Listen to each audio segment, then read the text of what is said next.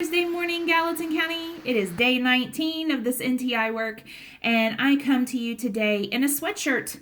Yesterday it was shorts and t-shirt weather, and today it is cold, and it's all because of that little storm that went through last night.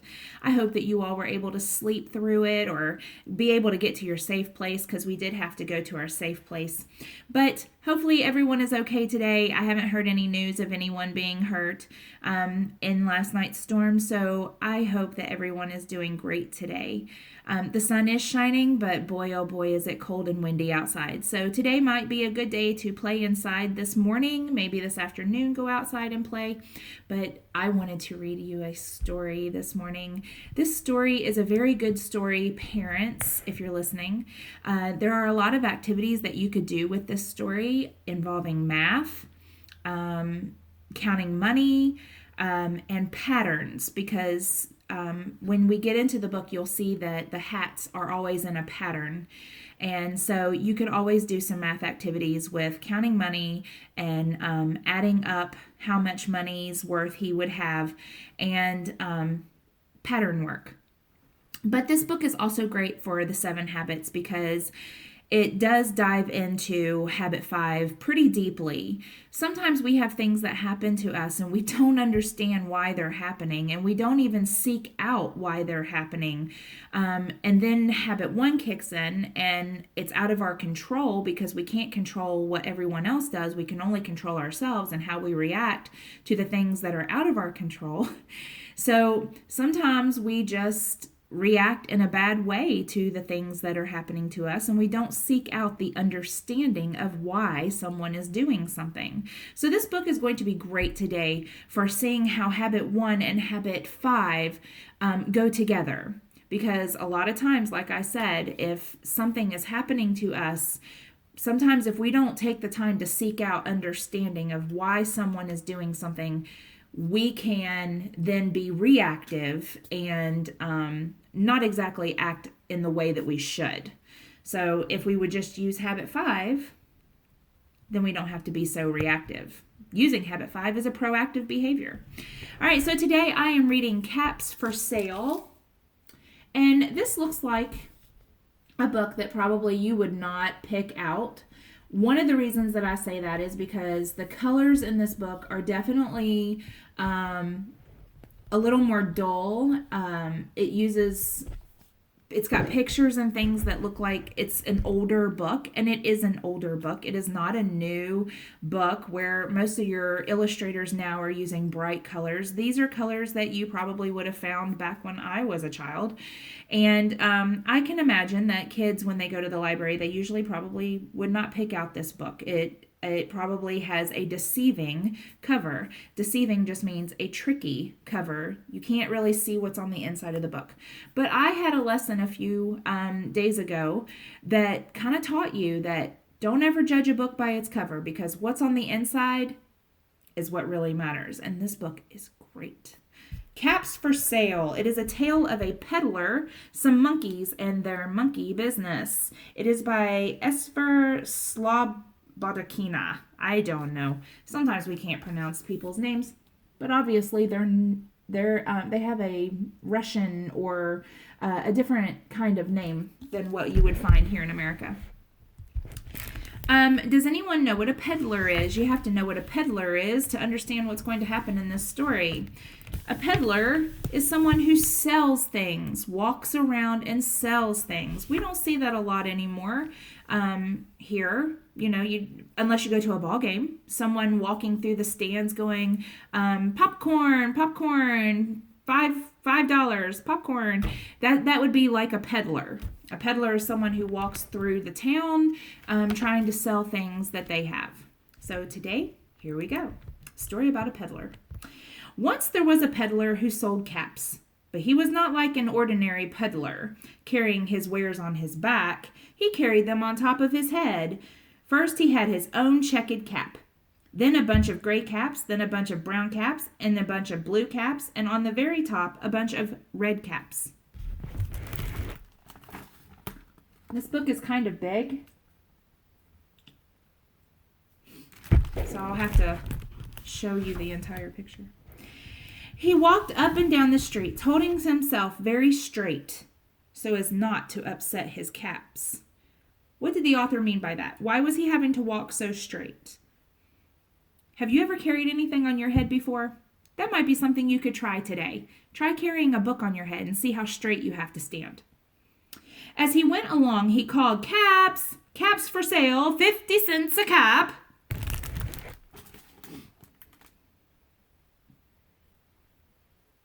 And you can see the pattern of his caps up on top of his head. You see his checkered cap, the gray caps, the brown caps, the blue caps, and the red caps.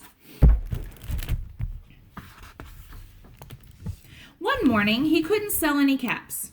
He walked up and down the street, and he walked down the street calling, "Caps, caps for sale, 50 cents a cap." But nobody wanted any caps that morning. Nobody even wanted a red cap. He began to feel very hungry, but he had no money for lunch. "I think I'll go for a walk in the country," said he. As he walked out of town, slowly, he tried not to upset his caps.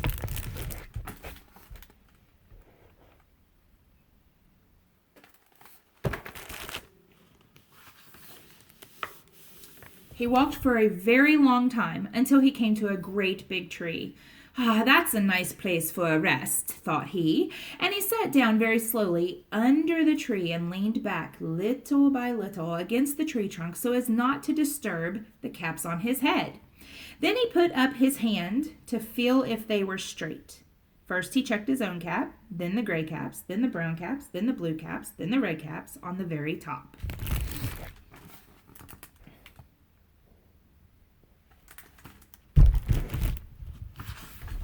They were all there, so he went to sleep.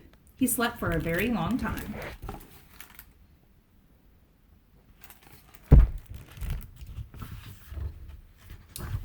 When he woke up, he was refreshed and rested. Do you notice something is missing?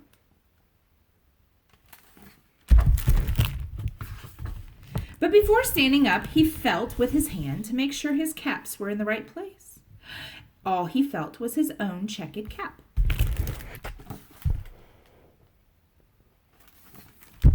How do you think he's feeling right now? I would say he's feeling confused, maybe a little worried. He looked to the right, no caps. He looked to the left, no caps. He looked behind him, no caps. He looked behind the tree, no caps. I bet he is wondering where his caps went. Then he looked up into the tree, and what do you think he saw?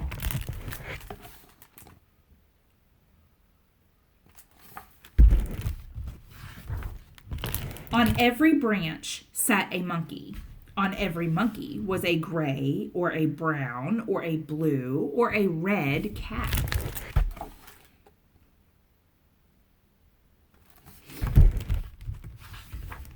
The peddler looked at the monkeys. The monkeys looked at the peddler. He didn't know what to do. Finally, he spoke to them.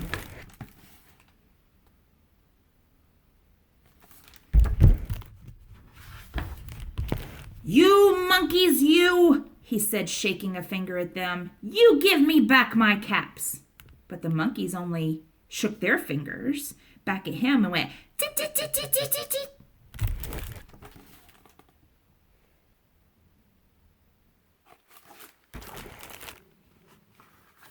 I would say that the monkeys were mocking him.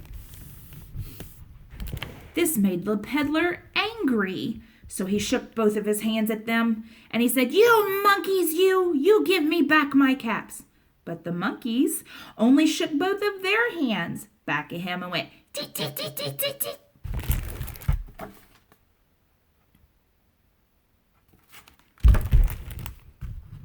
Is the peddler using habit 5? No. Now he felt quite angry, and if he's feeling angry, is he using habit 1? No. He stamped his foot and he said, "You monkeys, you give me back my caps." but the monkeys only stamped their feet back at him and went, tee, tee, tee, tee, tee.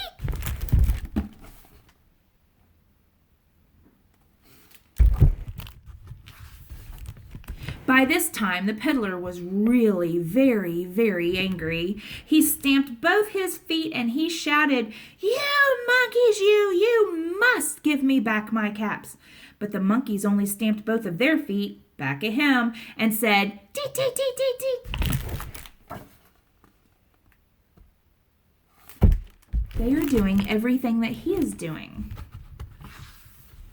No one is understanding anyone. At last, he became so angry that he pulled off his own cap, threw it on the ground, and began to walk away.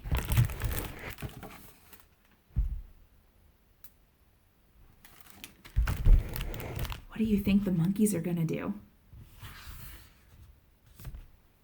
But then each monkey pulled off his cap.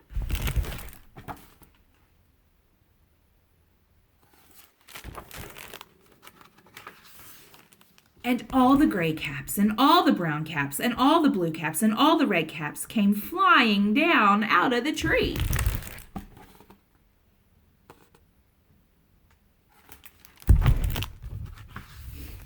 So the peddler picked up his caps, put them back on his head. First his own checkered cap, then the gray caps, then the brown caps, then the blue caps, then the red caps on the very top.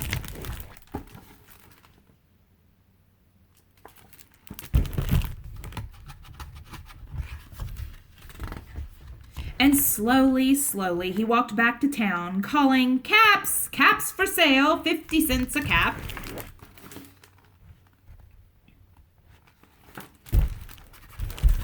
The end. I like how the illustrator hid the end down here on the fence.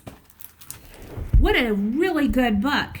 I'm going to say that had the peddler noticed the second or third time that the monkeys were copying him, he probably could have avoided getting so angry and throwing his cap down. He could have done it in a way that was not as angry. He could have controlled his temper, and he still would have gotten his caps back because he would have realized that the monkeys were going to do exactly what he was doing.